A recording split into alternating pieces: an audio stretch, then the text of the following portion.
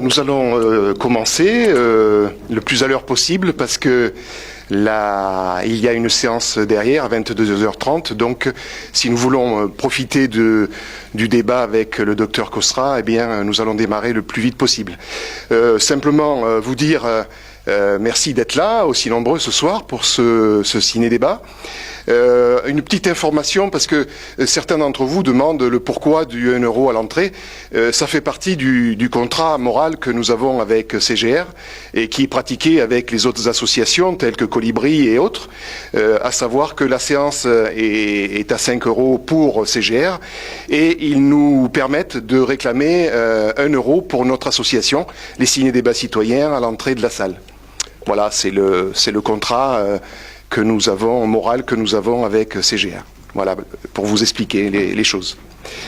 Alors, heureux d'être une fois de plus à Draguignan. Nous étions là au mois de novembre pour traiter d'un sujet qui était dans le secret de la violence sociale. Et ce soir, nous vous retrouvons avec un autre type de violence, une violence plus, je dirais, sournoise, mais qui est tout de même une violence puisqu'elle est sans odeur, sans saveur, mais elle, d'après ce que va nous dire le docteur Cosra tout à l'heure, et ce que va nous dire le film, eh bien, elle altère notre cerveau. Alors, avant de vous présenter le docteur Cosra, je tiens à vous dire que en ce qui concerne notre association, dans la semaine, pour ceux qui écoutent France Inter, et si vous ne l'écoutez pas, je vous conseille de l'écouter pendant cette semaine-là, à savoir la semaine du 26 février. En ce qui concerne l'émission Carnet de campagne, animée par Philippe Bertrand, eh bien, les ciné-débats citoyens vont avoir la possibilité de s'exprimer lors de cette émission. Donc c'est une émission, pour ceux qui ne la connaissent pas, qui a lieu entre 12h30 et 13h. Voilà, sur France Inter. Voilà, alors, pour ceux qui ne connaissent pas le docteur Cosra, le docteur Cosra est un docteur généraliste qui travaille sur Saint-Raphaël, Boulouris, Boulouris-Saint-Raphaël, voilà. Il est enseignant et directeur de thèse sur la consultation préconceptionnelle et sur les perturbateurs endocriniens, qui est le sujet de ce soir. Il assure également des missions dans un dispensaire, dans des dispensaires, notamment à Haïti, Madagascar et au Laos. Voilà. Hein. Alors, voilà, nous sommes très heureux de l'avoir ce soir pour traiter de ce sujet. Et sans plus attendre, je lui donne la parole pour qu'il nous dise peut-être quelques mots sur le film que nous allons voir et le débat qu'il va nous animer tout à l'heure sur ce sujet. Très bien, merci pour votre pour l'introduction et pour votre confiance. C'est toujours avec plaisir que je reviens vous retrouver dans votre association, toujours pour des sujets intéressants. Attendez. Oui. Pour ce soir, vous allez voir un film dont le titre est particulièrement agressif. C'est pour essayer de vous stimuler et de créer un espèce de choc que vous allez ressentir après ces 50 minutes d'interview et de schéma et surtout vous allez avoir l'interview et les commentaires de Barbara Domenex, qui est certainement la personne dans le monde qui connaît mieux ces problèmes de perturbateurs endocriniens. Donc c'est elle qui a voulu créer ce film pour essayer de diffuser le plus possible ces informations. Donc la thyroïde est au cœur de ces problèmes et vous allez comprendre que les problèmes du métabolisme de la thyroïde et surtout dans certaines périodes vraiment sensibles, la période préconceptionnelle est absolument déterminante. Alors, vous parliez de France Inter tout à l'heure.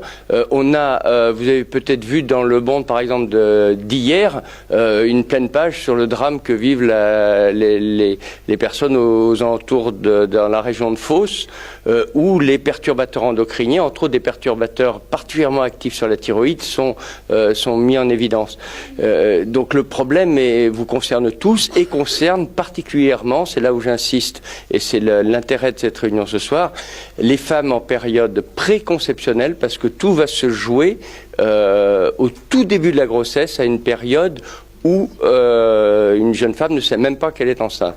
Et l'enjeu de tout ça, ça va être un QI qui, pour le bébé, va malheureusement être diminué très sensiblement de 2, 3, si ce n'est 5, jusqu'à une quinzaine de points. Et 15 points, c'est absolument dramatique pour le développement psychomoteur du bébé. Donc là, il faut absolument prendre conscience. Vous allez voir les chiffres qui sont décrits dans le film. Tout ce qui est dit, tout ce que je vous dirai tout à l'heure est validé avec toutes les références bibliographiques qu'on peut avoir. Par contre, il y a une omerta sur tout ça et personne n'en parle. Donc c'est l'objet, entre autres, de cette réunion ce soir. Puis après le film, si vous voulez, je pourrais peut-être vous parler très rapidement, sans faire un cours d'endocrinologie ou de physiologie, du fonctionnement de la thyroïde, parce qu'il faut que vous compreniez bien tout ça, de la révolution actuellement sur certains examens biologiques qui ne sont pas ceux que demande votre médecin habituellement, mais qui permettent de bien mieux comprendre ce qui se passe au niveau de la thyroïde, et les conséquences thérapeutiques, entre autres la première, vous l'avez deviné, ça va être la carence en iode qui est absolument fondamentale et qu'il faudra compenser, d'autres cofacteurs, et puis une autre chose absolument majeure qui va être de limiter les perturbateurs endocriniens. Et troisième chose, si vous devez être traité, tout le monde connaît le lévothyrox avec l'affaire entre guillemets du lévothyrox, mais ça sera peut-être de ne pas prendre que du lévothyrox qui est l'hormone inactive, mais de prendre d'autres molécules qui sont les molécules particulièrement actives au niveau de la thyroïde, puisque malheureusement les perturbateurs endocriniens jouent sur la transformation de l'hormone inactive. Inactive le lévothyrox en hormone active la T3. Donc tout ça sera un peu expliqué dans le film, on en parlera plus longtemps tout à l'heure, et je serai à votre disposition évidemment pour répondre à toutes vos questions. Je vous remercie. Merci. Ça c'est maintenant la deuxième partie de la soirée, comme d'habitude, avec le débat. Juste 2 mots. Vous êtes venus ce soir et on vous remercie parce que vous êtes nombreux. Vous êtes certainement venus parce que vous étiez motivés, vous posez des questions. J'espère que vous n'êtes pas trop inquiets. Et puis on va essayer surtout de ne pas se quitter tout à l'heure en étant totalement désespérés. Donc on va passer la parole tout de suite à Didier Cosra qui va débriefer sur un certain nombre de points de ce documentaire et de la problématique des perturbateurs endocriniens. Et dans une seconde partie, on fera des échanges avec la salle et vous voudrez bien poser des questions assez courtes et des interventions assez courtes aussi. Voilà. Merci. Alors Didier Cosra. Bien. Oui, je pense qu'après cet électrochoc, vous devez peut-être pas bien m'entendre. Micro tout près de la bouche. Oui.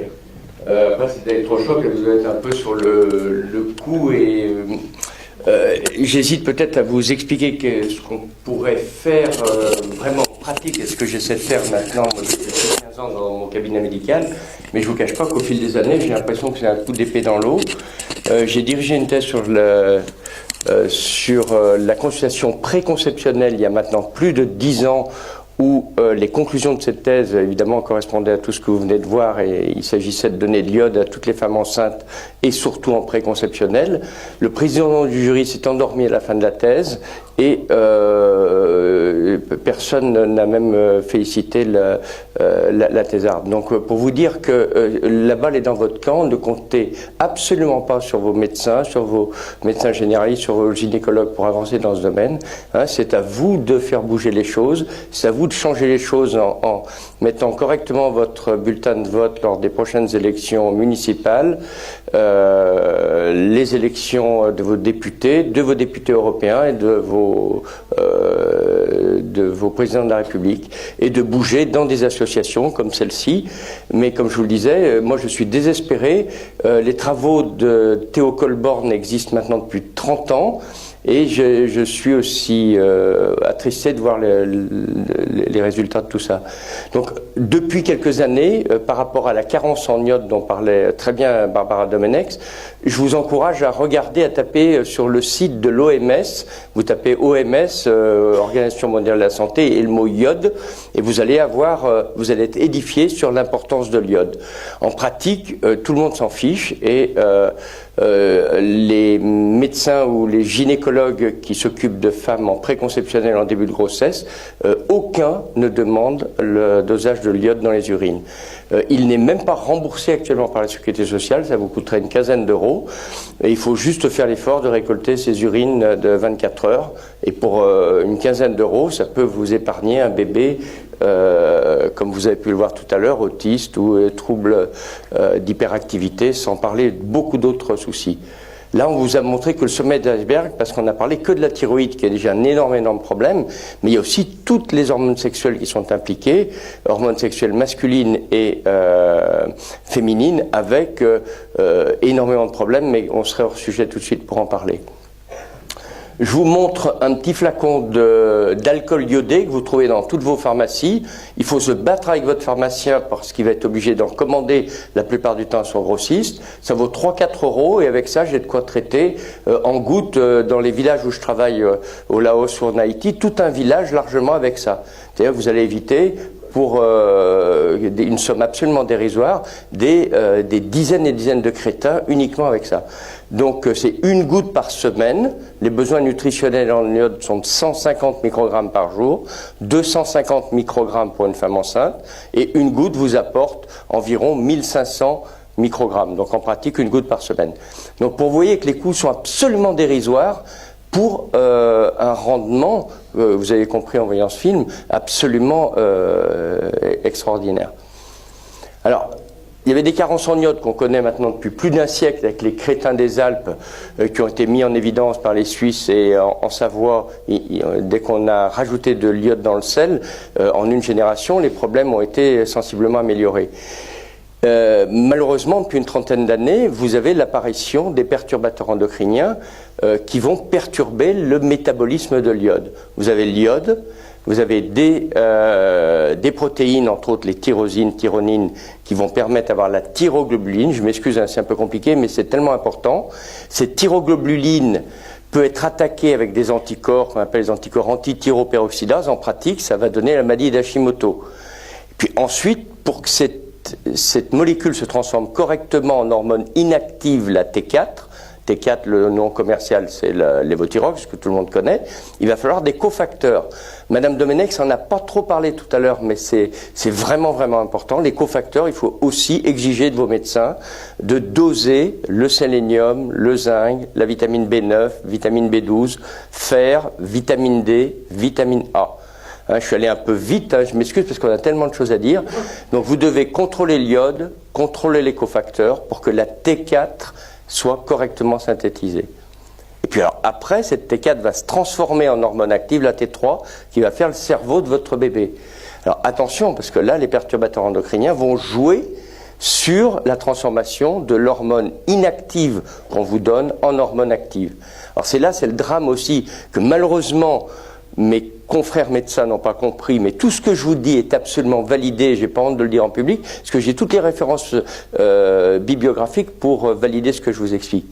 Il va falloir prendre non pas que de la T4, le lévothyrox, mais une association subtile T4, T3 avec l'hormone active, puisque les perturbateurs endocriniens bloquent cette transformation. Et vont bloquer aussi ces perturbateurs endocriniens, ce qu'on appelle les effecteurs. Une hormone, ça agit à distance, donc ça va jouer sur des effecteurs. Et les effecteurs sont aussi bloqués par les hormones thyroïdiennes, donc il va falloir souvent augmenter même les doses de cette T3. Mais c'est compliqué tout ça, mais le problème qu'on a avec ces médicaments, c'est qu'ils valent 1 ou 2 euros la boîte. Donc on ne communique pas beaucoup là-dessus, tout le monde s'en fiche par rapport à une chimiothérapie ou une immunothérapie actuellement d'un cancer du sein ou d'une maladie immunologique, c'est absolument dérisoire, hein, donc évidemment ça n'intéresse personne. Donc on est dans ce contexte actuellement. Donc la révolution qu'il faut comprendre, ça va être déjà l'iode, contrôler les cofacteurs dans votre sang et dans vos urines. Ça va vous coûter, certains examens ne seront pas remboursés, bon il faut accepter de les payer, le sélénium par exemple ne sera pas remboursé, mais enfin quand vous voyez le rendement de tout ça, je pense que ça se discute même pas. Et après avoir correctement envisagé et fait le diagnostic très précis de votre problème de thyroïde, à ce moment-là traité, et le traitement aussi n'est plus la T4, le lévothyrox, mais une association des deux. Alors, les Canadiens, les Américains, le nord de l'Europe, la Scandinavie, ils l'ont parfaitement compris. En France, on n'a pas encore compris ça et on reste scotché sur cette façon de traiter. Mais vous pouvez pas vous-même bidouiller le passage de l'un à l'autre, parce que c'est horriblement compliqué, il faut suivre avec des examens, et les examens qu'on impose et que l'autorité de santé nous impose de respecter n'incluent pas les bons examens pour vous surveiller. C'est là où on est très très embêté. On est dans cette problématique. Et moi, je dois très probablement être très surveillé par la sécurité sociale parce que je demande beaucoup d'examens pour correctement adapter les thyroïdes. Mais évidemment, je vais sortir des clous par rapport à d'autres médecins autour de moi qui ne les demandent pas. Donc, je vais me faire taper sur les doigts, je vais être convoqué. Je m'y attends, c'est évident, mais j'en prends le risque et je l'assume. Hein, tout à fait. Ou éventuellement, s'il y a une campagne, je demanderai qu'on en parle un peu plus. Donc vous voyez à peu près comment les choses s'articulent. L'iode, le diagnostic, et puis après, évidemment, les perturbateurs endocriniens à diminuer le plus possible. Regardez où vous êtes assis, hein, vous posez-vous des questions. Hein. La moquette en dessous, tout ce qui est autour. Donc là, on se pose des questions partout. Après, il faut que... Ils vont s'échapper, attention. Oui. Donc voilà où on en est. Mais il y a quand même des pistes déjà générales dans la façon de motiver vos décideurs, et il faut reconnaître que ça commence à bouger dans le bon sens, il ne faut pas être pessimiste. Et puis à l'échelon individuel, les perturbateurs endocriniens, l'iode comme je vous l'ai montré, bon c'est vraiment, c'est un truc que vous pouvez vous offrir, et même sans ordonnance ou sans remboursement, hein, pour 3-4 euros, je pense que vous voyez l'intérêt. Et puis après, essayez de motiver vos médecins. Alors, j'ai une fiche à votre disposition qui est à l'intention des étudiants en médecine. Alors, je regrette malheureusement, j'ai 2 étudiants en médecine qui avaient des gardes la nuit dernière et qui n'ont pas pu venir. Ça m'aurait fait plaisir qu'ils m'accompagnent. Donc j'ai une fiche que j'ai demandé à Barbara Domenex de relire. Je suis en contact continu avec Barbara Domenex parce que moi je suis un médecin de terrain, elle est une chercheuse de très haut niveau. Donc ça l'intéresse d'avoir un médecin de terrain qui lui fait remonter des informations, d'autant plus que je travaille dans des régions du monde où il y a beaucoup de goitres, beaucoup de crétins entre guillemets. C'est pas du tout injurieux, hein, c'est le terme médical. Et je lui fais remonter des informations, par exemple, sur des études qu'on monte au Laos, où je donne des cours à la faculté de Vientiane, où j'attire l'attention des problèmes, parce que le Laos est un véritable laboratoire dans ce domaine. Au nord du Laos, il y a énormément de pesticides qui viennent du nord de la Chine, qui sont importés illégalement. Aucune protection, les quantités ne sont pas respectées. Ils ont une carence en iode absolument majeure. Vous imaginez, on est loin des fruits de mer, des produits où il y a de l'iode. Il n'y a pas de sel iodé. Et la cerise sur le gâteau, malheureusement le coup de massue pour eux, ça va être l'endroit où il y a le moins de sélénium dans le monde, dans cette région de la Birmanie, Laos, Sichuan, vous voyez, et Yunnan pour les régions les plus sud de la Chine. Donc ils ont une carence en sélénium qui est le cofacteur majeur du métabolisme de la thyroïde, les pesticides qui leur tombent dessus, la carence en iode. Donc on voit dans les villages où on travaille des cas mais absolument dramatiques.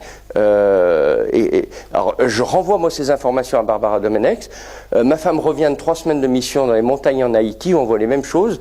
Et nous, on essaye d'être des sentinelles pour pouvoir renvoyer des informations à ces chercheurs qui, eux, ont la possibilité d'intervenir à Bruxelles parce qu'ils ont ils ont la possibilité d'avoir leurs entrées sur place. Donc, on est un peu à ce niveau-là de la chaîne.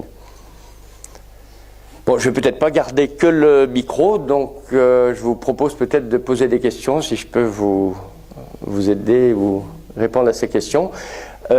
Au passage, il y a Barbara Domenex a écrit 2 livres particulièrement intéressants que je vous propose d'acheter. Le cerveau endommagé édition Odile Jacob. Alors c'est des livres très techniques avec des références bibliographiques vraiment bien étayées, mais si vous voulez plaider la cause dont on vient de parler là maintenant depuis plus d'une heure, c'est des éléments qui vous permettent d'amener des arguments absolument opposables. Et puis le tout dernier qui est sorti récemment, c'est Cocktail toxique, parce que vous avez vu dans le film, il y a un jeune chercheur qui s'appelle Jean-Baptiste Fini dans son laboratoire, qui est le spécialiste actuellement mondial de l'effet cocktail. C'est-à-dire vous prenez un produit, il ne va pas donner d'effet biologique, un autre qui n'en donne pas, vous les additionnez, ils vont avoir des effets exponentiels, ce qu'on appelle le cocktail. Et les cocktails, vous imaginez, dans tout ce que vous savez, on a cet effet cocktail partout. Donc il y a ce bouquin, mais qui ne parle pas que de l'effet cocktail, mais qui parle de l'effet cocktail, et qui parle d'un deuxième effet, mais c'était trop long pour en parler dans le film, ce qu'on appelle de la fenêtre d'exposition.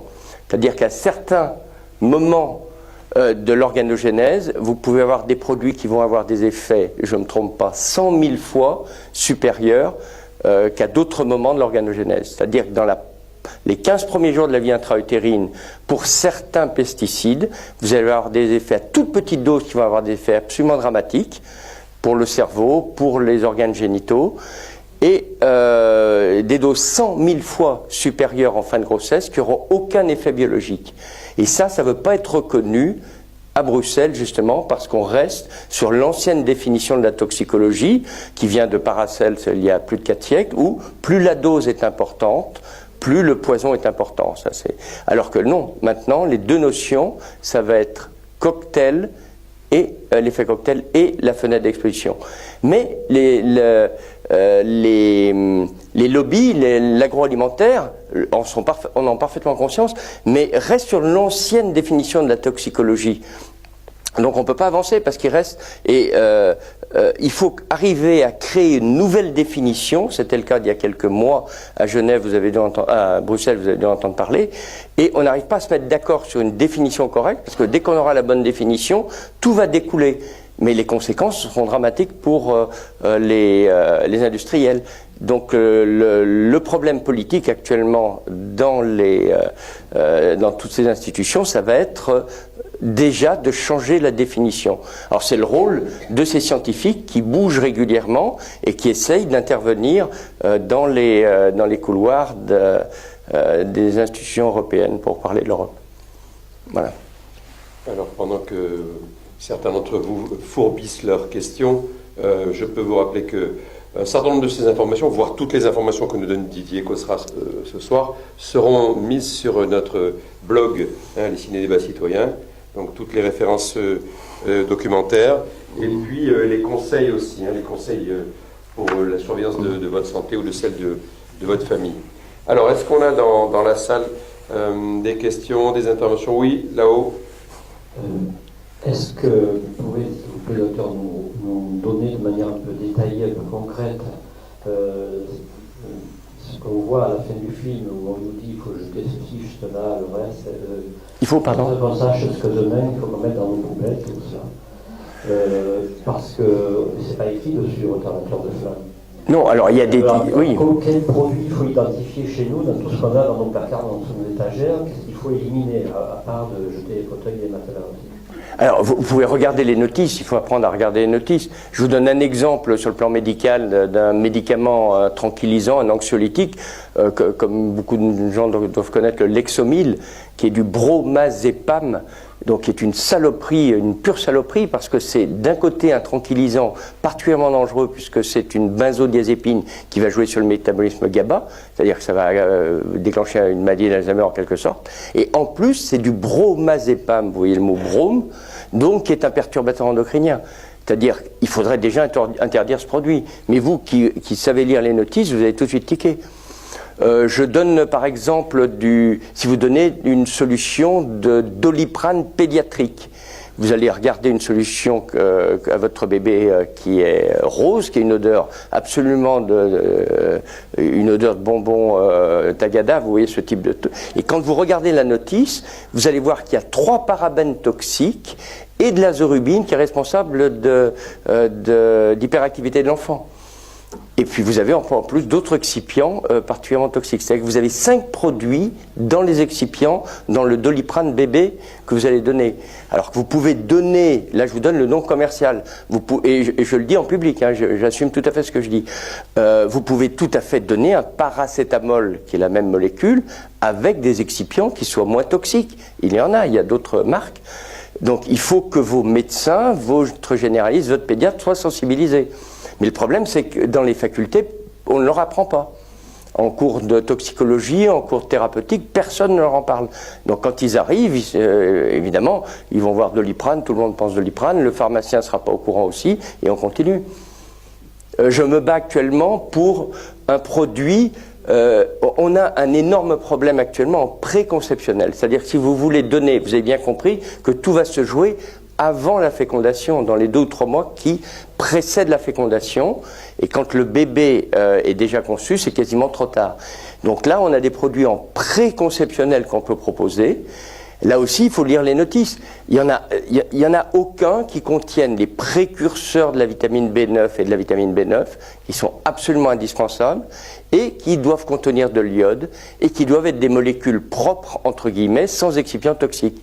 Et la plupart de ces médicaments contiennent du dioxyde de titane, qui est une nanoparticule qui rentre jusqu'au noyau, que vous allez donner 2 à 3 mois avant la conception, toute la grossesse plus l'allaitement. C'est ce qui est proposé, ce qui est une bonne idée. Donc ça va faire quasiment 2 ans d'un traitement donné tous les jours à une femme avec des produits pour lesquels les excipients ne sont pas clean.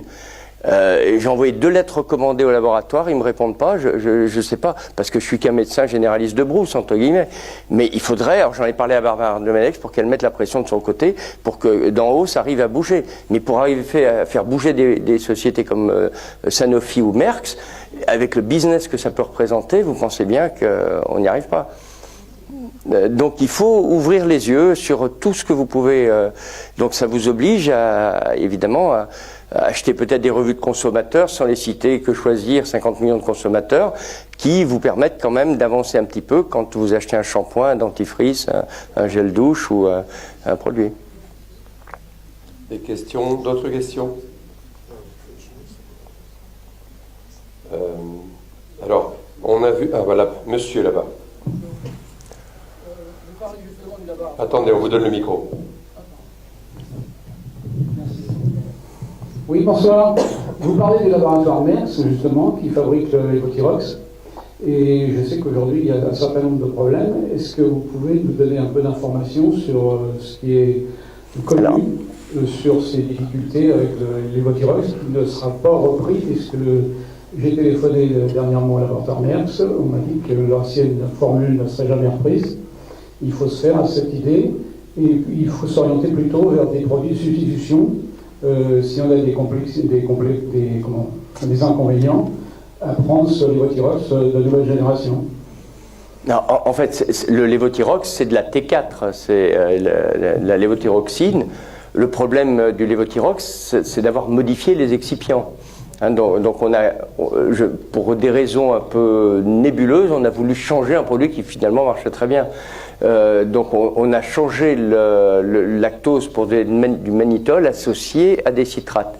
Et il se trouve qu'il y a probablement un truc derrière.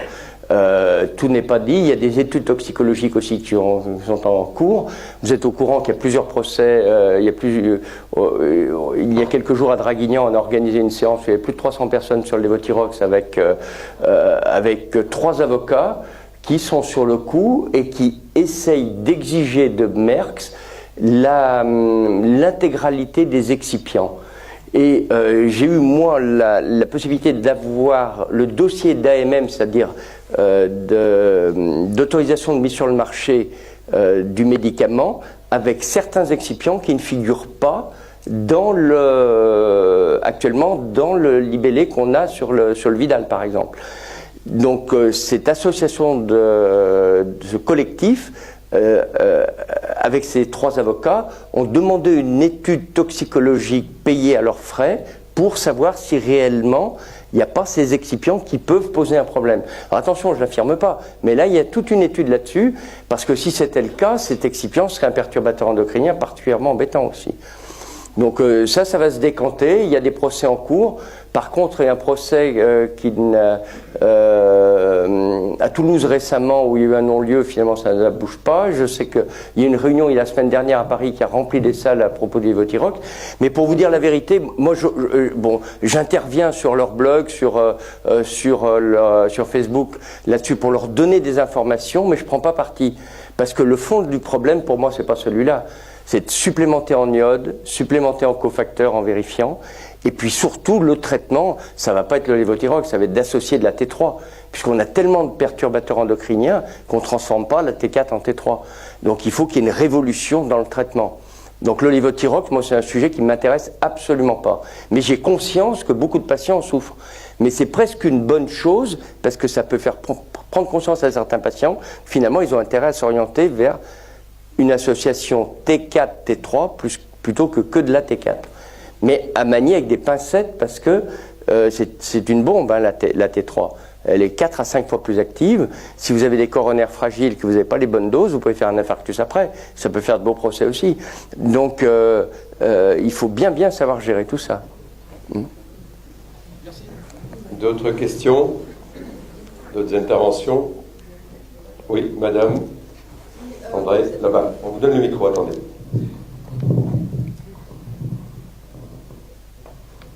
Vous avez beaucoup parlé des effets sur les bébés, sur les fœtus. Est-ce que vous pouvez nous en dire plus concernant les ados, les jeunes adultes et les adultes par rapport à l'iode et par rapport aux perturbateurs endocriniens? Alors, tous les âges, hein, c'est évident.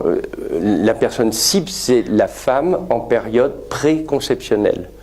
Si vous voulez éviter que demain on soit tous crétins, le titre du film. Alors après, à tous les âges de la vie, vous avez intérêt à faire attention, c'est évident. Un ado est particulièrement sensible au moment de la puberté. On le sait maintenant sur les perturbateurs endocriniens. Au moment de la puberté, on en parle partout. Les perturbateurs endocriniens vont jouer sur le diabète. Il y a plein d'études, vous avez tous les travaux du professeur Fénichel à Nice qui sont particulièrement pertinents dans ce domaine. Donc la période de l'adolescence est importante. Il y a une autre période qui est particulièrement importante, ça va être la période de la femme en période d'activité génitale où elle va faire des enfants, évidemment, c'est un moment crucial, on en a parlé tout à l'heure, et la ménopause. Une femme qui arrive au moment de la ménopause, ça va être une période aussi déterminante parce que les œstrogènes vont diminuer considérablement et s'arrêter d'être sécrétés par l'ovaire. Les règles s'arrêtent, mais les œstrogènes servent aussi à la transformation des hormones thyroïdiennes et servent à la transformation de la T4 en T3. Donc observez pour vous ce qui se passe autour de vous. Vous avez des femmes qui, à la ménopause, ça se passe très bien, elles ne prennent pas de poids, elles sont en pleine forme, elles gardent une vie quasiment comme les autres, puis d'autres qui, en un an ou deux, elles vont prendre 20 kilos ou 10 kilos et elles sont complètement transformées dans le mauvais sens. Vous avez exactement la même chose chez certaines jeunes filles qui vont prendre la pilule, certaines vont particulièrement bien la tolérer, puis d'autres, ça va être une catastrophe avec la pilule. Tout ça parce qu'elles ne vont pas bien métaboliser, enfin les œstrogènes vont être plus ou moins actifs sur la transformation des hormones inactive en hormones actives. Et puis alors, chez la personne âgée, maintenant il y a plein de travaux qui montrent le rôle de la T3 au niveau du cerveau, pour la mémoire, pour les troubles cognitifs. Et alors là, les cardiologues malheureusement ne s'intéressent pas à ça, c'est que dans les muscles, il y a énormément de récepteurs à la T3, entre autres dans le muscle cardiaque. Donc la T3 dans l'insuffisance cardiaque est absolument majeure. Donc il faut que les cardiologues s'intéressent plus à l'hypothyroïdie, c'est évident. D'autres questions? Oui, madame, on porte le micro, qu'on puisse vous entendre sur le reportage audio-vidéo. Tous nos anciens récipients qu'on a, style, je sais pas comment ça s'appelle, oui, Tupperware. Tupperware, vous avez dit? Tupperware? Tupperware, oui. Voilà, ces emballages qu'on met après soigneusement dans le congélateur, etc. Est-ce que c'est dangereux? Oui, c'est évident que c'est dangereux, ça a été essayé, ça a été testé tout ça. Donc déjà, essayez de garder une règle simple, plus un plastique est souple, plus il est dangereux. Donc si vous mettez des plastiques, des films en plastique sur des aliments sous prétexte de les protéger, c'est une catastrophe parce qu'ils vont relarguer énormément. Donc si vous avez des plastiques très durs, ils ne sont pas beaucoup moins toxiques que des plastiques souples. Donc gardez que des plastiques hyper durs. Surtout, évidemment, vous ne les allez pas les mettre au micro-ondes. Ne mettez pas un biberon en plastique au micro-ondes pour un bébé, c'est une catastrophe. Donc au moins avec ça, vous allez jeter chez vous tout ce qui est souple, jeter ces pellicules de plastique, gardez, il y a un bon truc que vous pouvez faire par exemple pour l'eau, vous utilisez un récipient, une bouteille de verre, vous prenez l'eau du robinet le soir que vous allez laisser dans cette bouteille le bouchon ouvert, pendant toute la nuit le chlore qui est dans l'eau va s'éliminer et l'eau, on a la chance en France d'avoir de l'eau potable, ce qui est loin d'être le cas dans énormément d'autres pays du monde, vous allez avoir à ce moment-là une eau qui est tout de même moins toxique qu'une eau que vous avez pu garder au soleil dans une bouteille d'eau minérale et qui, elle, va relarguer des toxiques. Ça n'empêche que dans l'eau de ville, il y a aussi d'autres problèmes. Mais le moindre mal sera peut-être de boire de l'eau du robinet gardée dans une bouteille en verre que vous allez laisser quelques heures dehors. On m'a même conseillé de la mettre au frigo. Oui, tout à fait. Oui. Donc les films alimentaires... à proscrire. À proscrire. Ouais. Donc ce soir, tout le monde hop, poubelle.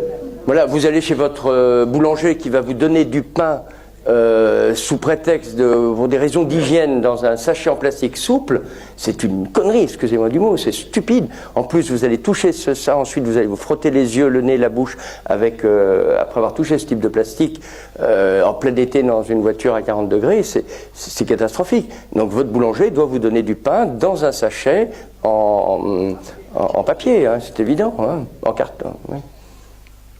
Alors ça, vous pouvez l'exiger. Moi, je l'ai fait auprès de boulangers. J'aurais fait comprendre très poliment que je ne retournerais pas chez eux à cause de ça. Et pour 2 boulangeries, ça a marché. Donc vous pouvez avoir des actions, vous voyez, vous pouvez avoir des actions efficaces et puis faciles. Tout ça avec le sourire, hein, gentiment, hein, vous y allez... Après, ça se dessèche, c'est ça ce que vous dites? Oui, effectivement. Alors le pain, il faut le manger, évidemment, le pain, il va moins bien se conserver. Même chose pour les fruits bio. Les fruits bio, ils n'ont pas de conservateur, il faut les manger très vite. Si vous prenez des produits avec des conservateurs, vos fruits, vous pouvez les garder très longtemps dehors, alors que des fruits bio sans conservateur, il faut les manger tout de suite, parce qu'ils vont tout de suite, très rapidement, pourrir. Donc faites l'essai, hein, vous verrez, il n'y a pas photo entre les deux. Donc c'est des produits qu'il faut manger vite, hein. C'est vrai, le pain, il faut le manger rapidement. Alors on a parlé de... Parmi les perturbateurs endocriniens, il a été question du chlore, du brome. Voilà, du fluor. Vous pouvez nous parler un peu de ces produits-là, parce que je pense aussi dans la région on a des piscines avec du chlore ou du brome. Oui, oui, tout à fait. Est-ce qu'il faut y penser, il faut le savoir, qu'est-ce qu'il faut faire? Et le fluor, les antidepresseurs?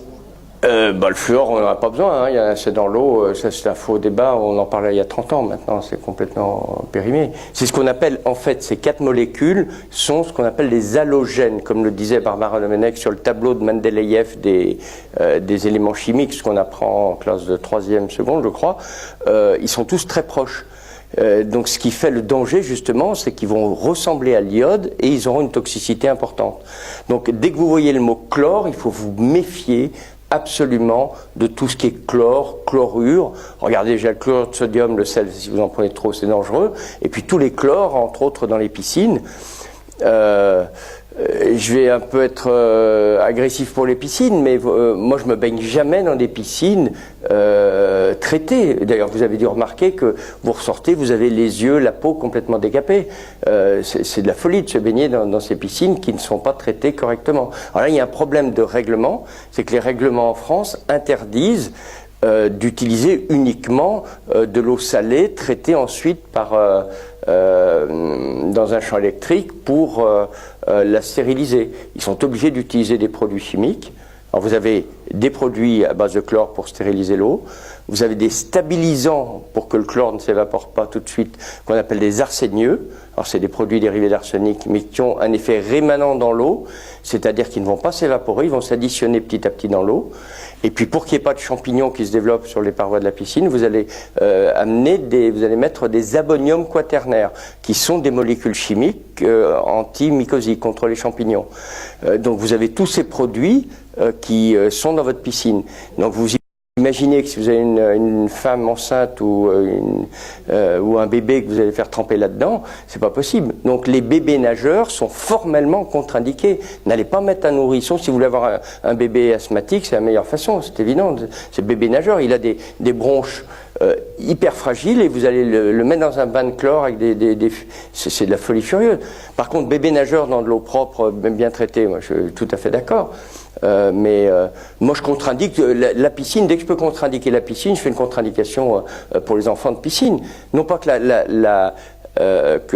la natation soit pas bonne, mais c'est de la stupidité d'aller mettre tous ces enfants qui barbotent dans une atmosphère de chlore. C'est de la folie de faire ça. Alors, il y a des pays au nord de l'Europe où il y a d'autres façons de traiter les piscines, mais c'est 2 à 3 fois plus cher. Donc, je me suis fait virer du bureau du directeur de la piscine, la nouvelle piscine olympique de Saint-Raphaël. Je lui ai amené tous les éléments, toutes les références bibliographiques pour lui faire comprendre. Au bout de 2 minutes, il s'est levé, il m'a mis dehors, poliment avec le sourire, mais enfin, ça a été vite vu. Hein, il avait autre chose à faire. Donc, vous ne pouvez pas faire passer des messages. Mais dans les piscines privées, donc, il faut utiliser l'électrolyse au sel. Ah voilà, vous mettez du sel, vous demandez à votre piscinier, vous le faites vous-même, c'est pas bien compliqué, et vous réglez un champ électrique. Le chlore, si vous avez des vieux souvenirs de chimie, c'est NaCl. Vous faites passer un champ électrique avec une anode, une cathode. Le Cl, le chlore actif va se dégager. Vous surveillez le pH par ailleurs pour que vous ayez un pH autour de 7,2, 7,5. Vous faites tourner la filtration au moins 18 heures par jour, vous avez une piscine impeccable et vous mettez rien dedans. Vous mettez que du sel. Vous mettez du sel, rien d'autre. Moi j'ai une piscine parfaitement claire, il n'y a aucun produit chimique et j'ai aucun problème, ça fait 10 ans que je fais ça. Mais évidemment, il faut un peu surveiller. Un électrolyseur. Il faut acheter un électrolyseur. Il faut acheter un électrolyseur, oui. Là, je vous donne un exemple pour les piscines. Mais le rein fonctionne de la même façon. Parce que si vos urines ont un pH, une acidité qui n'est pas correcte, qui est très acide, c'est-à-dire si vous avez une alimentation déplorable, vous allez avoir un pH qui va devenir acide, votre rein va pas bien tourner, c'est l'équivalent de la pompe de la piscine, à ce moment-là, vous allez avoir plein de maladies, vous allez avoir des champignons, des mycoses, plein de problèmes. Dès que vos urines deviennent limpides, comme votre piscine devient limpide, c'est parce que votre rein ou votre moteur de piscine tourne bien, et votre pH est correct. pH pour les urines, ça doit être 7,2, 7,5. Si vous avez un pH acide, là aussi, amusez-vous à acheter chez votre pharmacien des petits rubans de pH. Et vous contrôlez 2 ou 3 fois par jour, pas qu'une fois le matin, hein, sûrement pas que les urines du matin. Vous le faites sur plusieurs tests dans la journée, et sur 5-6 jours de suite, vous faites la moyenne. Et vous voyez la valeur moyenne de votre pH. Si vous tournez avec un pH de 5,5, 6, là vous êtes beaucoup trop acide, il faut changer complètement votre alimentation. Votre pH va remonter aux alentours de 7, 7,5, comme par hasard, votre intestin va mieux marcher, vos plaques d'eczéma vont disparaître, vos migraines vont s'améliorer, votre teint de visage va être mieux, enfin tout va bien mieux se passer, avec des moyens très simples.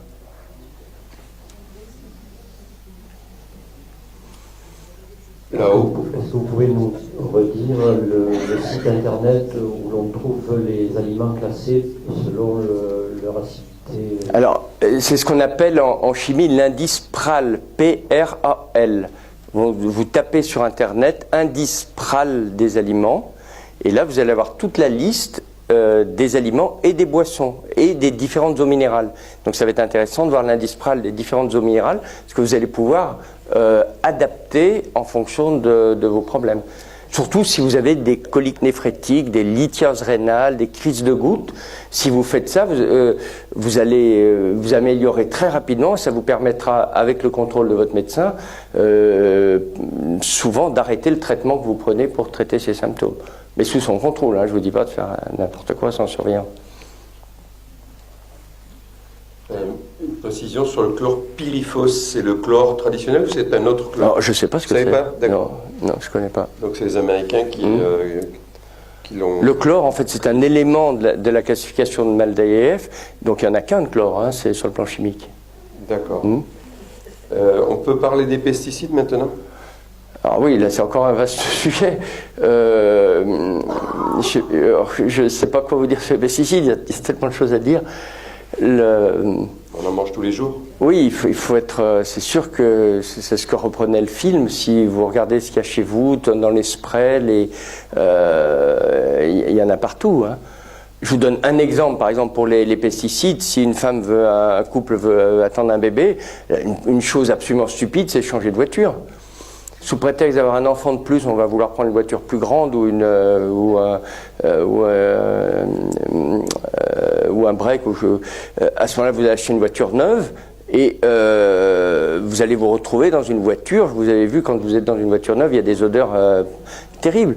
Donc si vous avez 1 heure ou 2 heures de trajet dans ce type de voiture et que vous démarrez une grossesse, c'est complètement fou de faire ça. Il faut bien garder sa vieille voiture et surtout pas changer de voiture quand on attend un bébé. Ça c'est absolument évident. Hein. Et j'étais à une réunion très intéressante, c'était l'année dernière un congrès qui avait lieu à Valence. Et il y avait un des ingénieurs chimistes qui travaillait chez Renault. Et c'est lui, il le disait tout à fait, parce que lui faisait les études toxicologiques de tous les solvants qu'il y a dans les plastiques, dans les voitures. Et il me confirmait que c'était une très bonne idée, mais c'est dur à faire passer dans les concessions, hein, c'est évident. Mais ça, c'est une bonne idée. Vous voyez, ça, par exemple, ça va être pour les perturbateurs endocriniens et les pesticides, ça peut être... Enfin, je sors un peu du sujet des pesticides. Même chose pour les bébés. Si vous voulez mettre en route un bébé ou si vous êtes enceinte, c'est sûrement pas le bon moment de peindre la chambre du futur bébé et de mettre des nouveaux meubles avec des cols particulièrement toxiques qui vont relarguer. Votre bébé va dormir 18 heures sur 24 dans cette chambre. Vous imaginez ce que ça va donner, hein, une nouvelle moquette, une nouvelle peinture, des meubles qui viennent d'être collés et le bébé qui dort en plus dans des retardateurs de flamme, là vous l'avez vu tout à l'heure. Bon, c'est catastrophique. Donc il faut aérer et puis utiliser des peintures bio et si possible qui restent dans une vieille chambre. Question là-bas. Oui, j'ai 2 questions. Est-ce qu'on a déjà établi un lien entre les dyspraxies, enfin tous les troubles 10 qu'on observe de plus en plus? Est-ce qu'on a déjà observé un lien entre tous ces troubles et l'iode ou les perturbateurs endocriniens? Et deuxième question, par rapport aux enfants qui sont déjà nés, ceux qu'on voit dans le film et d'autres, et chez qui on a observé les troubles, qu'est-ce qu'on peut faire? Alors, pour répondre à votre première question, oui, c'est évident, Barbara Domenech le signale bien, autisme et les troubles d'hyperactivité de l'enfant, ça maintenant les taux se resserrent, hein, tout est validé, on le sait, vous avez vu les résultats, 1 pour 68 en Californie hein, pour l'autisme, c'est absolument catastrophique. Donc ça, il y a une relation directe, carence en iode, perturbateurs endocriniens et ces troubles chez l'enfant. Avec, c'était dit dans le film, mais ça on le dit, il faut le répéter, la carence en iode va potentialiser, va augmenter les effets des perturbateurs. C'est-à-dire qu'il faut déjà que vous ayez une quantité d'iode correcte dans votre thyroïde. À ce moment-là, vous allez limiter les dégâts des effets des perturbateurs. Donc, même a posteriori, quand l'enfant est né, en plus, si par malheur il avait un autisme ou un trouble d'hyperactivité, il faut déjà vérifier son taux de fer, son taux de magnésium, B9, B12, zinc, sélénium, et puis une iodurie. Être sûr comment il n'est pas ses carences. Et lui demander un bilan thyroïdien complet, mais pas avec le bilan qu'on vous demande habituellement, TSH, T4, ça c'est ce qui est... Déjà, normalement, dans les référentiels pour les étudiants en médecine et pour les médecins, c'est uniquement la TSH. En pratique, il faut au minimum TSH, T3, T4, au minimum, pour être sûr que la T3 soit aux normes hautes. Si votre médecin refuse, vous l'offrez pour quelques euros. Hein, norme haute pour la T3, je ne vous dis pas qu'il soit en hyperthyroïdie, au moins vous limitez la casse. Il a une thyroïde, puis vous faites attention aux pesticides, une chambre correcte, enfin tout ce que j'ai énuméré. Là, vous allez limiter la casse pour l'aggravation de ces problèmes. Alors, on peut rebondir peut-être sur les examens biologiques, parce que là aussi, il y a vraiment des choses absolument passionnantes et une révolution dans ce domaine. Donc, il faudrait vraiment insister qu'il y ait une modification des recommandations officielles du bilan thyroïdien chez la femme enceinte et en préconceptionnel. Alors, j'ai une étudiante actuellement de Paris-Descartes qui m'a demandé d'être son directeur de thèse sur une actualisation de la consultation préconceptionnelle. Parce que je m'étais occupé de ce sujet il y a une dizaine d'années, mais maintenant il est complètement périmé. Personne il faut le réactualiser tout au moins. Donc là, on a la chance, je crois avoir trouvé une étudiante particulièrement motivée comme Anne-Sophie Cardien, qui a présenté sa thèse l'année dernière sur les perturbateurs endocriniens. Cette étudiante a l'air d'être enragée sur le sujet et là, ça peut permettre de bouger. Avec l'idée dans les conclusions de sa thèse, c'est de faire bouger les choses pour que le bilan endocrinien à proposer aux gynécologues, aux sages-femmes et aux médecins généralistes soit différent. Et idéalement, là il ne faut pas rêver, mais c'est ce qui arrivera dans 10 ans, mais vous pouvez tout à fait vous l'offrir pour une centaine d'euros. Je vais être trop technique, hein, vous n'allez pas bien comprendre, mais je vous détaillerai peut-être après. TSH, T3, T4, ça permet de vérifier que tout marche bien. Ensuite, il faut vérifier que les cofacteurs fonctionnent.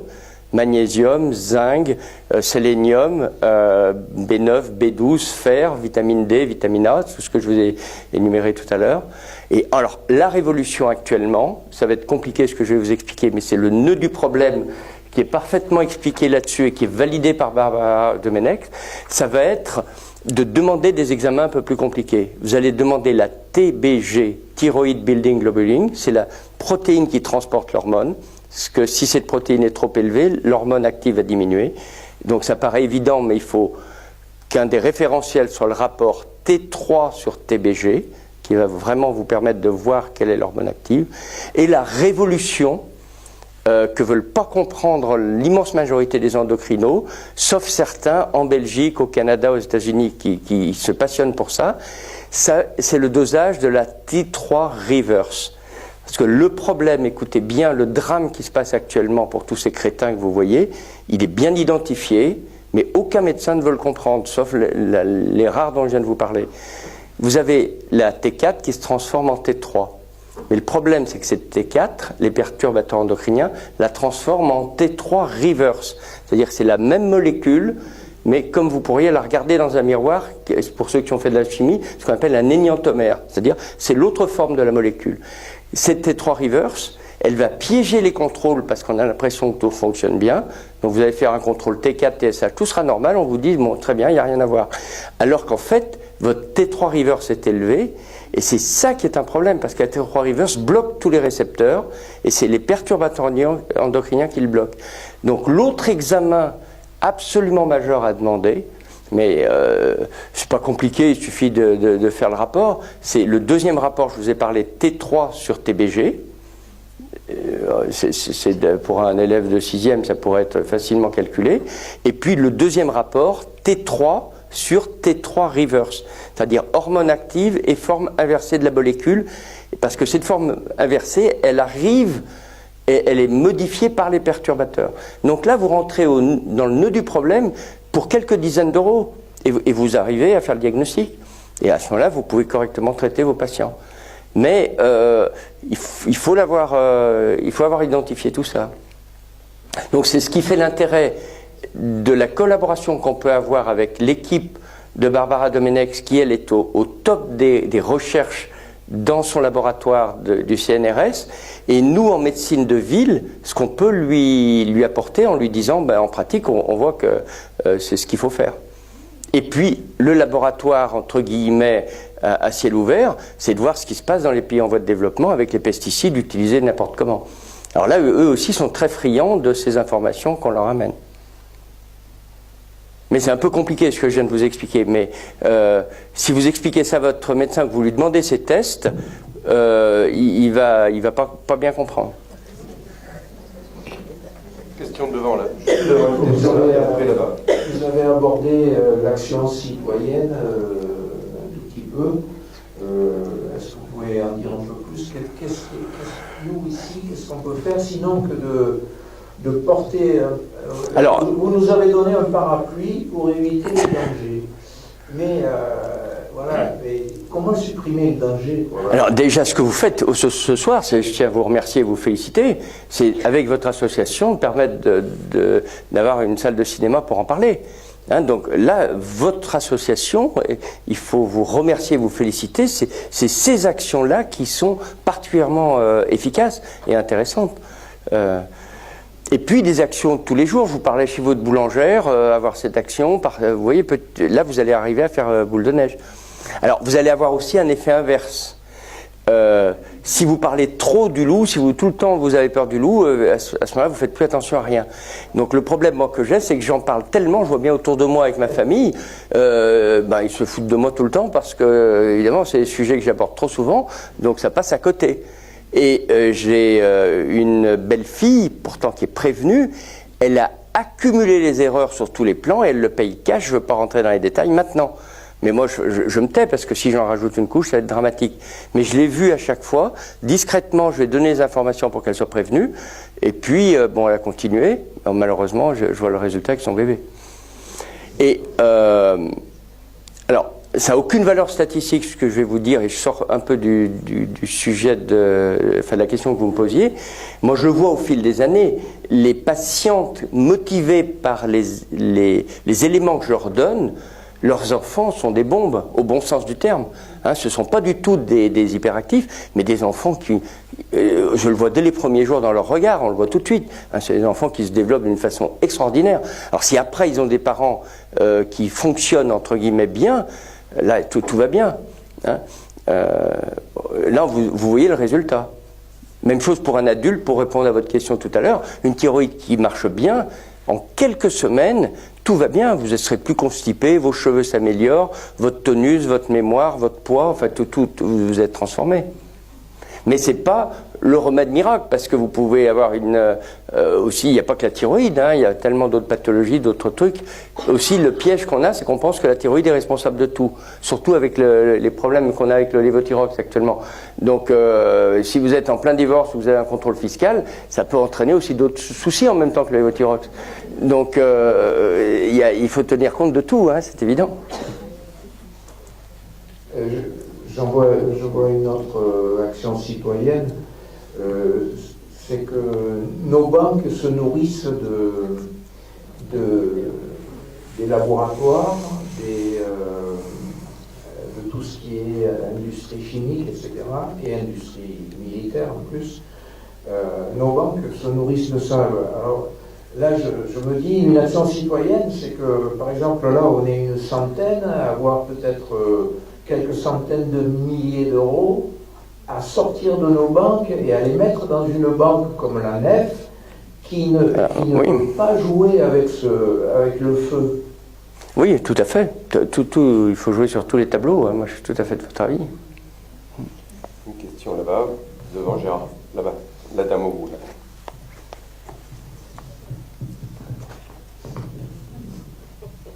Tous les laboratoires maintenant fonctionnent avec des machines. Et est-ce que les analyses que vous proposez peuvent être facilement faites? Alors, oui et non. Les examens simples sont faits dans la région, toujours au même endroit. Dès qu'il y a des examens très sophistiqués, ils sont transmis dans d'autres laboratoires de référence. En France, il y en a deux, il y a Pasteur-Mérieux et le CERBA, qui sont deux gros laboratoires concurrents en endocrinologie. Quand il y a des tests très spécifiques, il faut les envoyer au Luxembourg ou les envoyer en Belgique, où là, on a encore des examens encore plus précis. Je parle d'un test moi, que je demande de temps en temps et qui est passionnant. C'est un domaine de recherche pour ceux qui s'intéressent en pharmacie ou à la biologie.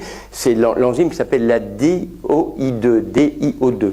La DIO2, c'est une enzyme qui transforme la T4 en T3. Et vous pouvez doser l'activité de cette enzyme parce qu'il y a des polymorphismes génétiques, c'est-à-dire la génétique peut intervenir sur cette enzyme avec un polymorphisme. Et les perturbateurs endocriniens modifient le polymorphisme génétique, ils jouent sur le génome. Et là, vous pouvez doser l'activité de cette enzyme.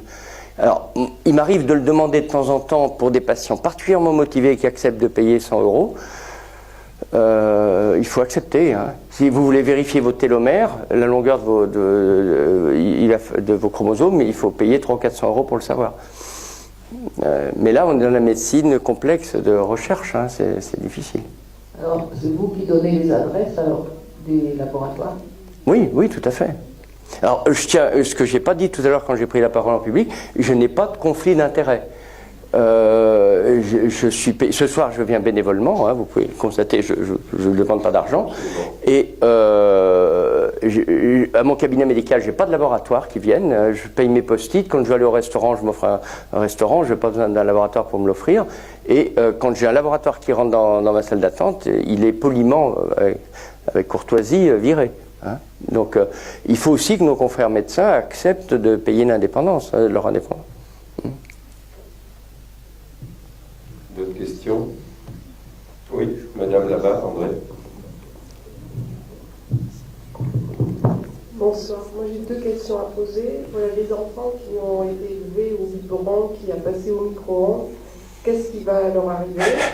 Est-ce qu'il y a quelque chose à faire ou est-ce que c'est... Et la deuxième question, tous ces perturbateurs endocriniens, tout ce qu'on a dans nos maisons, est-ce qu'il y a des appareils pour tester, pour les éliminer? Parce que ça m'a l'air très compliqué. Ou alors il faut tout jeter, mais qu'est-ce qu'on met à la place? Bon, le biberon au micro-ondes, bon, c'est vrai que le mal est fait, mais après, il ne faut quand même pas diaboliser. Il y a des millions de bébés qui ont eu des biberons chauffés et qui s'en tirent pas trop mal. Hein, là, on attire, comme vous pouvez rouler à 200 sur l'autoroute et ça peut bien se passer. Mais bon, maintenant, on a identifié. Vous voyez, ce qu'il faut bien comprendre avec les perturbateurs endocriniens, c'est des choses qui sont créées par l'homme. Quand vous avez un drame, un tsunami, un volcan, un problème, je pense à Haïti, où plus de 300 000 morts avec un tremblement de terre, bon, ça leur tombe dessus et ils ne sont pas prévenus, on ne peut pas le savoir à l'avance. Les perturbateurs endocriniens, toutes les publications, on connaît le problème. Donc là, on est impardonnable, puisqu'on est identifié. Donc c'est là où il faut agir. Hein. Et alors, vous me disiez comment jouer, il faut tout ce qu'on a dit tout à l'heure, hein, c'est sûr qu'il faut... Mais il ne faut pas aussi faire une phobie sur tout. Vous ne pouvez plus vous laver les dents, vous laver les mains, vous ne pouvez plus rien faire. Donc il n'y a pas de détecteur miracle. Alors oui, les détecteurs, c'est possible de faire des tests, c'est horriblement cher. Alors il y a une région en Allemagne dont les assurances en Allemagne remboursent chez les femmes enceintes et les femmes qui allaitent le dosage des perturbateurs endocriniens dans le lait. Ça existe en Allemagne. Donc ça pourrait être une très bonne idée. Alors, je vais vous dire une chose de provoquant et de choquant. On pourrait presque se poser la question de savoir si, par exemple, prenez une femme américaine obèse, bourrée de pesticides, est-ce qu'il ne vaudrait pas mieux que son enfant n'ait pas d'allaitement et qu'elle utilise un lait bio maternisé correct plutôt que de téter une mère aussi polluée? Je sais que ce n'est pas dans l'air du temps de le dire, mais ce serait peut-être cohérent. Ou alors le lait de vache, si vous saviez. Oui, mais il y a des laits bio, que vous pouvez acheter des laits bio pour votre bébé qui sont quand même de meilleure qualité a priori. Ça a été surveillé et validé. D'autres questions? Pouvez-vous nous donner quelques informations sur ces... Gérard, là-bas. Je suis là. Ah oui, là, Gérard, ici. Là. Ah oui, pardon, oui, parce que je cherchais là, oui. Oui, sur le fameux rapport choc de l'IGAS et d'autres organismes qui a été donné pendant le mois de janvier au gouvernement. Oui, c'est très bien, hein, parce que c'est un rapport qui montre le problème. Vous avez vu aussi, il y a 2 jours dans Le Monde, il y a tout un article sur les plaintes qui ont lieu à Fos actuellement, Fos-sur-Mer, donc tout autour de l'étang de Berre, où il y a une pollution telle que les cancers explosent, toutes les pathologies explosent et la population bouge. Donc ce qui vient de se passer à Fos, c'est excellent. Ce rapport qui a été déposé, dans les ministères, ça chauffe, hein, ça bouge. Hein. Donc c'est bon. Mais il y a tous les contre-pouvoirs qui agissent. Rappelez-vous quand il a fallu parler du glyphosate et du Roundup. Vous avez bien vu ce qui s'est passé avec tous les conflits d'intérêts. Hein. Et au dernier moment, il y a eu un revirement et l'Allemagne a voté pour. Hein. l'Allemagne et la Pologne, je ne sais pas si vous vous souvenez. Hein, donc, et c'est ce qui a fait basculer la décision pour garder le Roundup. Donc il y a tous ces conflits d'intérêts qui interviennent tout le temps. Parce qu'il n'y a que le Monde qui a parlé de ce rapport. Il n'y a que Il n'y a que le journal Le Monde qui a parlé de ce rapport. Oui, il y en a. Oui, effectivement. Ouais. Oui. Donc, est-ce qu'on peut espérer qu'on ait, dans les jours à venir, une idée du contenu de ce rapport? Le rapport, normalement, il doit être public. Hein, il faut qu'il sorte. Hein. Alors, après, il y a eu des scoops des journalistes. Après, il faut rentrer dans les publications, rentrer dans les. Voir ce qui sort dans les congrès. Là, moi, je suis assez à l'écoute de tout ce qui sort dans les congrès internationaux pour regarder les publications, pour pouvoir les sortir et les opposer. Je regardais les différentes questions. Oui. Moi, je veux juste faire une réflexion, pas une question. Ça m'interpelle parce que quand on sait le coût de garde d'un enfant autiste ou tout ça, la médecine préventive, ça coûte quand même beaucoup moins cher que la médecine curative. Donc vraiment, c'est complètement illogique tout ça. Oui, je suis bien de votre avis. Bon, de tout temps, il vaut mieux prévenir que guérir, hein, évidemment. Alors, tout à l'heure, vous parlez d'action citoyenne. J'ai dit de vous le dire, mais il y a un rapport de 1 à 250 entre les financements pour la génétique par rapport à la médecine environnementale. Alors, j'ai rien contre le Téléthon, mais moi, j'ai jamais donné un centime au Téléthon.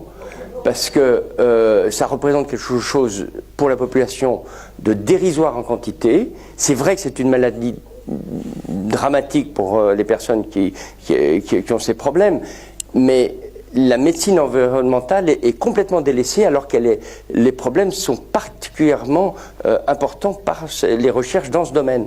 Donc s'il faut financer des études, c'est dans ce domaine et non pas par la génétique. Mais la génétique est intéressante, mais elle a déjà par ailleurs tellement de fric qu'il faut que cet argent parte ailleurs. D'autant plus que cette médecine environnementale va jouer sur la génétique par le métabolisme, par le phénomène des polymorphies génétiques. C'est-à-dire que si vous êtes pollué, vous allez polluer vos chromosomes et vous allez transmettre ces problèmes à vos descendants. Donc c'est là où il faut cibler aussi les financements. Madame au milieu, là. Oui, bonsoir. Donc moi je voulais intervenir parce qu'en fait je travaille avec un comité scientifique et en fait notre philosophie c'est la philosophie de la médecine chinoise, c'est prévenir vaut mieux que guérir. Et en fait on a des solutions aussi, en fait par rapport à ce que vous avez dit, en ce qui concerne l'eau notamment, l'eau qu'on boit. On a un biodynamiseur qui va rendre l'eau alcaline, avec un pH de 9, qui va enlever les métaux lourds, le chlore, les médicaments, les pesticides, en filtrant simplement l'eau du robinet. Alors très bien. Voilà. Et on a aussi une solution pour la douche, parce que quand on se douche, en fait, le chlore est très mauvais pour la peau. Donc pareil, on a un système de... C'est un pommeau de douche qui filtre aussi tout ce qui est néfaste pour la douche. Voilà. Alors, je suis tout à fait de votre avis, dans la mesure où les études ont été correctement faites et validées. C'est-à-dire qu'il ne faut pas que ça soit des arguments commerciaux pour certaines entreprises qui vont vouloir vendre des trucs à effet miracle. Si vous avez vraiment dosé avant, après, par des laboratoires certifiés avec des chiffres qui montrent que les choses sont claires, ça permet d'éliminer une grande partie des perturbateurs endocriniens, d'éliminer ou de limiter les métaux lourds, et que tout ça est validé par des laboratoires objectifs scientifiques, évidemment, c'est top, hein, je suis tout à fait de votre avis. Mais il ne faut pas que ça tombe dans le business avec le système miracle, vous voyez ce que je veux dire. Oui, il faut que ça tienne la route. Oui, ça tient la route. Oui. Voilà. Ah, très bien. Et pareil, au niveau des pathologies, on a des produits naturels, donc français, fabriqués par un laboratoire français, brevetés aussi, bien sûr, et qui sont en haute teneur en principes actifs et qui agissent sur une centaine de pathologies. Voilà. Oui. Alors, il faut déjà se battre pour les excipients, au moins qu'on ait des excipients. Ah ben là, c'est que naturel. Voilà. Regardez, bien prendre, déjà qu'il n'y ait pas de dioxyde de titane, par exemple. Acheter le dernier Que Choisir, où c'est 50 millions de consommateurs, ou Que Choisir, je ne sais plus lequel des deux, a sorti dans pour le mois de février, un supplément sur les nanoparticules, qui est très bien fait. Donc, achetez déjà cette revue et vous allez avoir une bonne idée de ce que représentent les nanoparticules dans l'horizon de ce qui vous entoure. Les cosmétiques, les produits d'entretien, vous voyez, l'ameublement, enfin vous avez tout. Rappelez-moi dans la revue. Non, c'est soit regardez dans les kiosques, c'est soit Que Choisir, soit 50 millions de consommateurs, je ne sais plus lequel des deux. Et ils ont fait un supplément. Et c'est des organismes qui sont indépendants et qui se mouillent. Alors souvent, beaucoup de gens critiquent en disant ils se font payer et autres, mais je pense que les études toxicologiques qui sortent sont bien faites. D'accord. Bon, si vous nous donnez vos références, on pourra les publier sur notre site avec l'article. Oui, volontiers. Est-ce qu'il y a d'autres interventions ici, madame, là-haut, J'aurais voulu savoir ce que vous pensez des carafes comme Brita avec lesquelles on filtre l'eau. Oui, alors là on est très embêtés parce que quand on les questionne, ils ne veulent pas vous dire ce qu'il y a dedans et on n'a pas les résultats avant et après. Donc vous avez peut-être ces résultats, mais... Ah oui, ce que vous disiez tout à l'heure. Le micro. Donc, on a souvent la question, parce qu'on nous pose souvent la question par rapport à la carafe Brita, la différence entre notre biodynamiseur, qui n'est pas qu'une simple carafe filtrante, mais et en fait Brita, ça enlève juste le goût et le chlore, ça ne filtre pas les médicaments et les pesticides. Oui. Voilà. Mais aussi c'est difficile d'avoir les résultats. Quand on questionne les industriels au laboratoire, ils ne vous répondent pas. Si vous téléphonez au numéro de pharmacovigilance qui figure souvent sur les médicaments ou sur les produits que vous utilisez, vous avez une réponse polie, mais ça ne va jamais plus loin. Hein. Donc moi, maintenant, je ne le fais même plus. Est-ce que vous pouvez aborder la question parce qu'il y a comme de nombreuses femmes dans la salle, de la cosmétique? Alors là, oui, vaste problème. Hein, là aussi, il faut être draconien. Alors, j'ai une fiche, si ça vous intéresse, que je vous donnerai, où avec Anne-Sophie Cardin, c'est du jeune médecin qui a passé sa thèse l'année dernière sur les perturbateurs endocriniens, et l'objet de cette thèse était de faire une fiche à l'intention des médecins, pharmaciens, sages-femmes, infirmières, et qu'en fait, à l'intention de tout le public, qui va donner les repères pour tous les perturbateurs et tous les produits, entre autres les cosmétiques. Et puis personnellement, j'ai fait une fiche où je reprends tous les éléments de cosmétiques, les shampoings, les gels douche, les vernis à ongles, alors particulièrement dangereux les vernis à ongles, les teintures. Faites très très attention au niveau des teintures. Il y a eu un énorme problème l'année dernière, on en parle moins, c'est sur les tampons hygiéniques. Hein, soyez particulièrement vigilants en utilisant des tampons qui soient pas stérilisés et blanchis au chlore, parce que vous allez garder un tampon quasiment une semaine par mois. Vous imaginez ce que ça peut représenter, la résorption au niveau du vagin avec des produits hautement toxiques.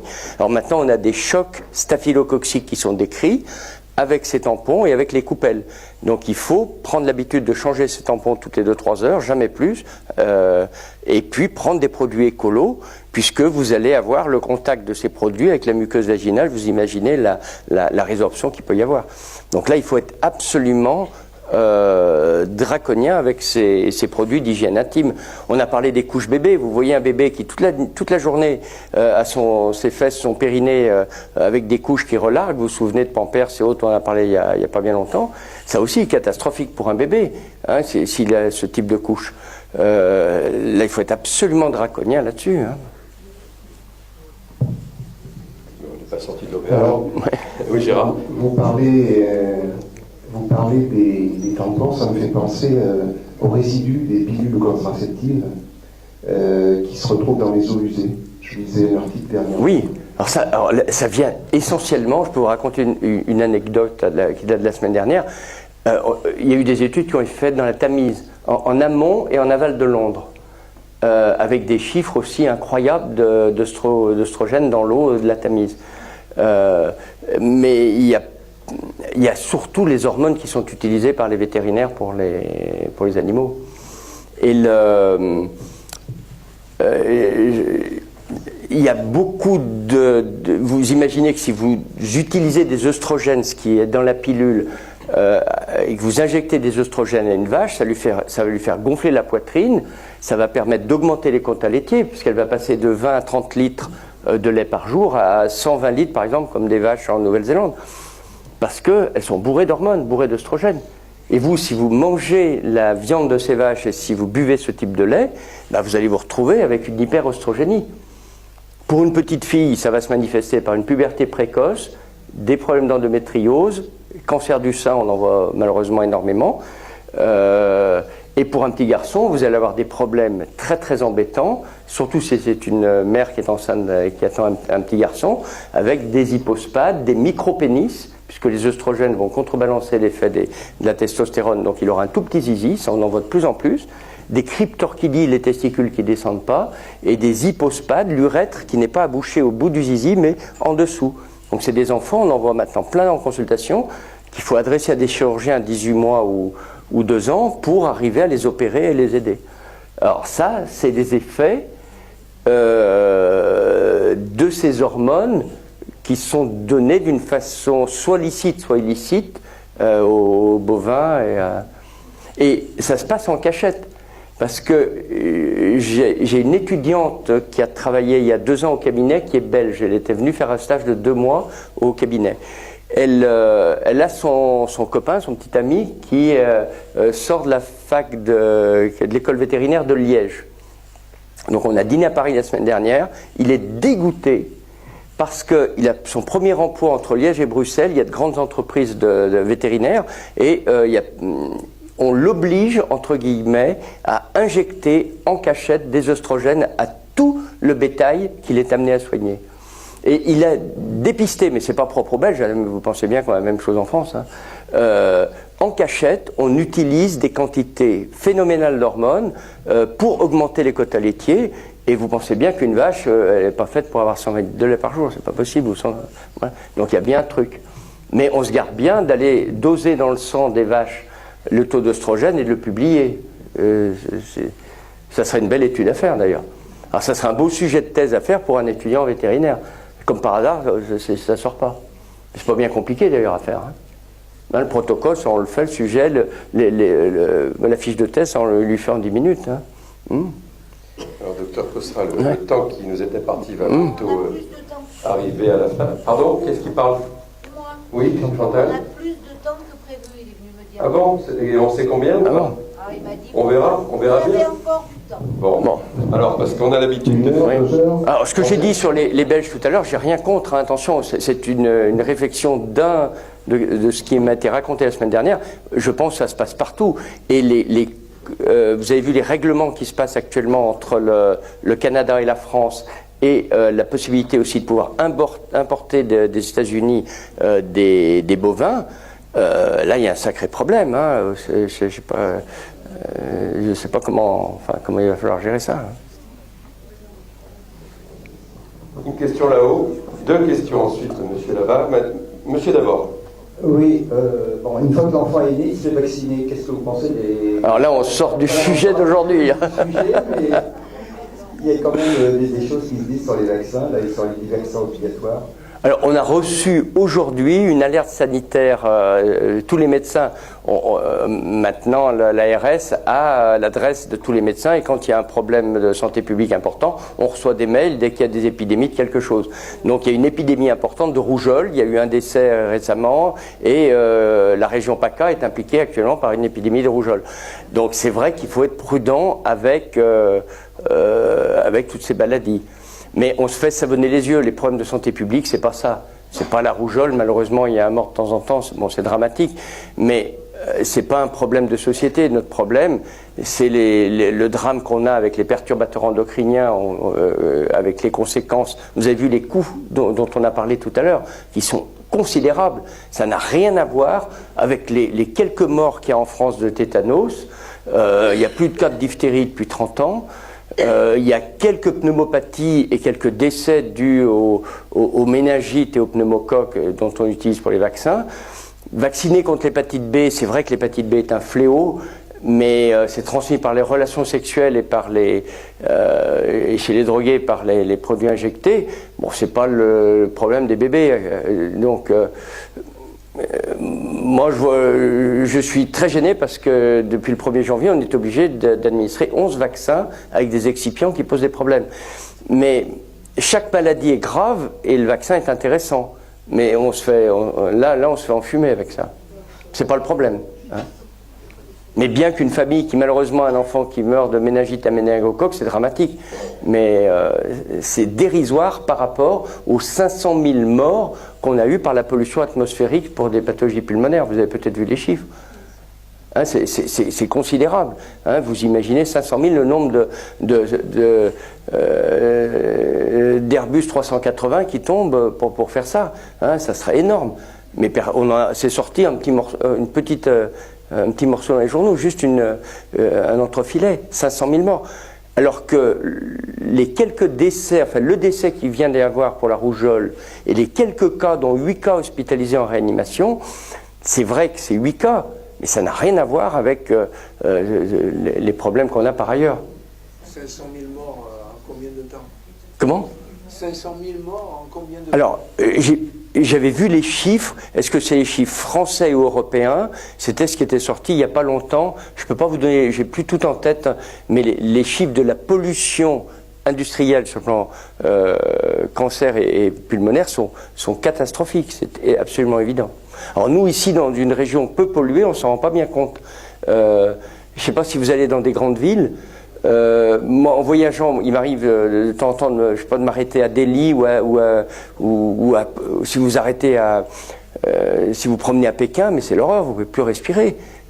C'est des villes, on mesure pas la chance qu'on a de vivre dans des coins où même à Lyon ou Paris ou l'Île-de-France il y a de la pollution, ça n'a rien à voir avec New Delhi ou Mexico. Et les millions et des millions de morts qu'il y a à cause de la pollution dans ces endroits. Une question là-haut, madame. Oui, bonsoir. Vous parliez des quotas laitiers tout à l'heure. Il faut peut-être rappeler, si vous pouvez le confirmer, qu'à l'âge adulte, on n'a pas besoin de boire autant de lait qu'on veut nous faire croire. Et que donc derrière tout ça, il y a aussi les fabricants de céréales, puisque tout le monde va aller de son bol de céréales à n'importe quel âge. Et tous les problèmes digestifs aussi liés à la surconsommation de lait. Tout est lié, je pense. Et le bien-être aussi passe par des consommations adaptées à chaque âge. Est-ce que vous pouvez confirmer que le lait, quand on est adulte, on n'en a pas forcément besoin, et sur le plan digestif, intestinal et autres, c'est pas forcément ce qu'on a fait mieux, quoi. Tout à fait. Il y a au moins 6 raisons pour ne pas utiliser trop de lait, et de laitage au sens large. Hein. La première, puisqu'on parlait des perturbateurs endocriniens, c'est que les graisses qu'il y a dans le lait vont être... les pesticides, les perturbateurs endocriniens vont se dissoudre particulièrement dans les graisses des produits laitiers. Donc ça, c'est la première raison pour vous méfier. La deuxième raison, vous avez des allergènes d'une autre espèce que la nôtre. Vous avez des alpha et des bêta-lactoglobulines et de la caséine qui viennent d'un mammifère 20 fois plus lourd que vous. Donc on n'est pas programmé pour avaler le lait d'une autre espèce. Vous n'avez jamais vu dans la nature un chat téter une chienne, ou une chienne téter une jument, ou une jument une vache. Ça se voit pas. Donc pourquoi un être humain irait téter une vache? Donc ça, c'est le deuxième argument. Vous avez un troisième argument pour vous méfier, c'est qu'il y a les mauvaises graisses dans les produits laitiers, dans le beurre, la crème, le lait. Vous avez des graisses polysaturées, alors qu'on a besoin de graisses polyinsaturées en oméga 3, entre autres pour faire le cerveau de vos bébés. Et les oméga 3, vous n'en avez pas dans le lait, vous en avez dans des poissons, dans de l'huile de lin, colza, mais vous n'en avez pas. Donc ça, c'est encore une raison supplémentaire pour vous en méfier. Une autre raison qu'il faut rajouter à toutes celles-ci, c'est que le lait va permettre à un veau de grossir en une année de 150 à 200 kilos en moyenne. Alors qu'un bébé, en un an, va prendre une dizaine de kilos. Uniquement par l'hormone de croissance et les IGF. Les IGF, c'est le précurseur de l'hormone de croissance. Donc si vous buvez du lait, qui est nécessaire pour un veau, vous allez vous gaver d'hormones de croissance. Donc vous allez beaucoup trop vite grandir. On l'a bien vu, regardez combien ont grandi vite les Américains, la Nouvelle-Zélande, par rapport aux Chinois, qui ne prenaient pas de lait. Parce que c'est cette hormone de croissance qui, en une génération ou deux, leur a fait prendre 20 cm. Mais on le voit bien en pathologie, les pathologies, quand il y a des tumeurs qui sécrètent trop d'hormones de croissance, les deux conséquences, c'est l'augmentation en flèche des cancers, et ces patients meurent de cancer et meurent de diabète. Donc de prendre trop de ces produits, vous allez augmenter les risques de diabète. Alors, on n'a pas besoin de ça avec tout ça. Et puis vous faites flamber les cancers. Donc vraiment pas de raison. Et puis encore un autre problème qui va intervenir par les allergies, c'est au moins la 5e ou 6e raison, ça va être sur le plan allergologique et sur le plan du lactose. Parce que le lactose est très mal toléré par l'intestin. Donc vous allez avoir énormément de réactions au niveau de l'intestin. Et vous avez beaucoup d'enfants, par exemple, qui se tordent de douleur à l'école après le bol du lait rituel du matin, parce qu'ils vont mal métaboliser. Mais à ça, vous avez un gradient nord-sud aussi, et en fonction de l'ethnie. Les Scandinaves tolèrent bien et peuvent prendre du lait tant qu'ils veulent. Vous donnez un bol de lait à un Sénégalais, ça ne va pas passer. Parce que dans le Sahel et en Afrique noire, l'enzyme qui va permettre de dégrader le lait de vache ne fonctionne pas. Donc, raison de plus pour vous en méfier.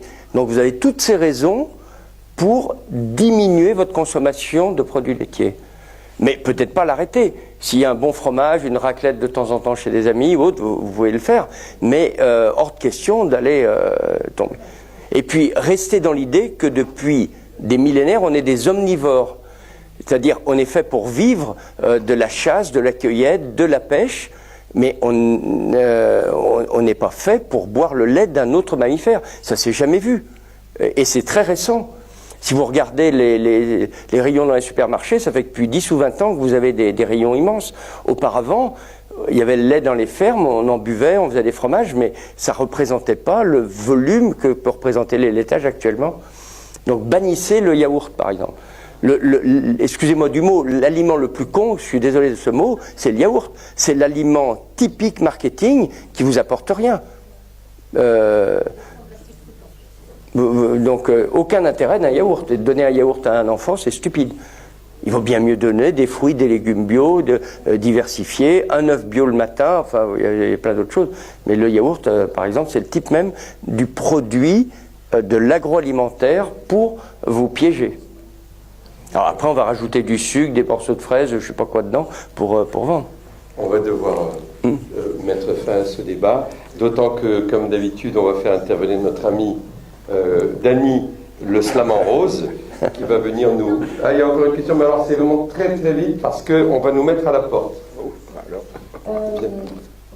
Vous nous avez préconisé tout à l'heure tout un tas de dosages, etc., dans les cuisines, le sang, etc. Mais je me demande quoi faire de tous ces résultats qui sont assez complexes, comme vous avez expliqué tout à l'heure, si on n'a pas des médecins qui sont justement... Alors, oui. Qui s'intéressent à ça, vous voyez, parce qu'on on va demander plein d'examens, mais qu'est-ce qu'on va en faire en fait? Non, le problème, c'est la formation dans les écoles de médecine, à la nutrition, à la médecine environnementale. Et il y a, dans quelques rares facultés en France, vous avez un diplôme de médecine environnementale, il n'y en a pas dans toutes les facs, et c'est optionnel. Donc les médecins s'en fichent complètement. Il faut que les écoles de sages-femmes, les écoles d'infirmières, les écoles d'aides-soignantes aient des cours de médecine environnementale pour leur expliquer tout ce que je vous ai dit. C'est évident. Moi, je vois les étudiants en médecine que j'ai au cabinet, ils découvrent tout ce que je dis. Je suis un extraterrestre quand je leur parle de ça. Alors eux, qui ont souvent un esprit très critique, puisque dans leurs études, on essaie quand même de leur donner cet esprit critique. Moi, je leur donne toutes les références bibliographiques des meilleures revues scientifiques pour qu'ils aient des éléments à opposer à leurs enseignants ou à leurs confrères. Mais moi, je suis détesté. C'est dur, dès que vous... Enfin, moi, j'assume qu'on fiche, mais on vous aime pas quand vous parlez trop. Moi, je mange pas de viande, mais si quelqu'un devient végétarien demain, ne mange plus du tout de poisson, est-ce qu'il sera forcément carencé en... Oui, si vraiment vous êtes végétarienne, méfiez-vous, surtout si vous voulez un bébé. Faites un dosage auparavant de vitamine A, de vitamine B9, vitamine B12, vitamine D. Contrôlez toutes ces vitamines avant de démarrer. Et iode, évidemment. Et au passage, vous faites zinc, sélénium. Vous faites un contrôle de tout ça avant de démarrer votre grossesse. Parce qu'il y a beaucoup de carences en B9, en vitamine B9, entre autres chez la femme chez la femme végétarienne, et la vitamine B9 est particulièrement importante chez la femme enceinte. Donc moi je ne suis pas contre du tout les patients végétariens, mais il faut bien contrôler auparavant ces paramètres. Merci Didier, Voilà. on va devoir s'arrêter pour laisser maintenant libérer la salle et faire intervenir notre slammer. Merci, restez là encore. Dany, viens ici,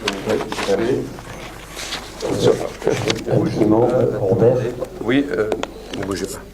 Hop, le micro. Ah, ça y est, c'est moi qui Je t'écoute, André. Il ne faut pas éteindre les micros. D'accord. Ok. C'est le problème qu'on a vu tout à l'heure. Dany, notre slam en rose. Bon, alors moi, c'est. Nous Voilà. sortir de cette.